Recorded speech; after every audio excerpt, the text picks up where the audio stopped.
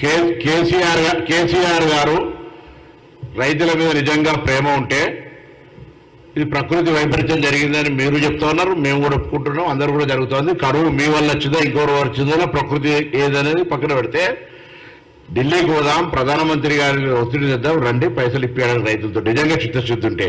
అది లేదు, ఢిల్లీలో రాజకీయాలు చేయాలి, మళ్ళీ ఢిల్లీలో స్నేహితం చేయాలి కదా. నిజంగా మీకు చిత్తశుద్ధి ఉంటే ఆయనేమో కళాలలో దీక్ష చేస్తున్నాడు సేమ్ కాడ, ఈయనేమో ఈ రాజకీయం చేస్తున్నాడు రైతుల పేరు మీద. నిజం మేమేమంటున్నాం, రండి కేంద్రం మీద. ఉత్తర భారతంలో అనేక సందర్భాల్లో ప్రకృతి వైపరీత్యాలు జరిగినప్పుడు కేంద్రం స్పందించి నిధులు ఇచ్చింది.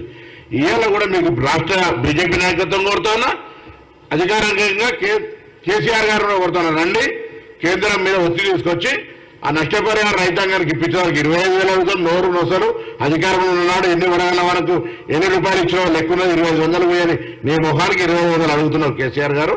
రా పోయి తీసుకుపోయి 25,000 అడుగుతున్నారు. ఇలా 25,000 కూడా వేయలే, కేంద్రాన్ని అడుగుతాం రమ్మని చెప్పి డిమాండ్ చేస్తున్నారు కేసీఆర్ గారిని.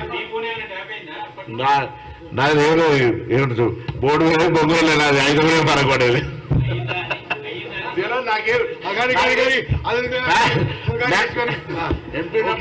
నేను ఏమంటారంటే మీలో కొంతమంది మిత్రులు అటు ఇటు ప్రెస్ కాన్ఫరెన్స్ అటెండ్ అవుతారు కదా, ఇది 100% ఫోన్ ట్యాప్ అయింది, 100%. I know doubt, I got warning from app also. Anyways దాని గురించి చేసిన వాళ్ళు అనుభవించక తప్పదు. అది క్రమక్రమంగా ఏ ప్రభాకర్ రావు, రాధాకిషన్ రావు ఆయనకేమి ఇంట్రెస్ట్ నా ఫోన్ ట్యాప్ చేయడంలో, ఎవరు చెప్తే చేసిండ్రు, అవన్నీ చట్టం తన పని తను చేసుకుంటూ పోతుంది. కానీ ఇంత నిర్గాంతపోయే విషయాలు ఏంటంటే ఇది just simple phone tapping of politicians కాదు, businessmen, film actresses, blackmail, extortion, ఇంత జరుగుతూ ఇంకా సిగ్గు లేకుండా వేరే మాటలు మాట్లాడదంటే అది ఏదైనా స్పందిస్తారట. ఇంకా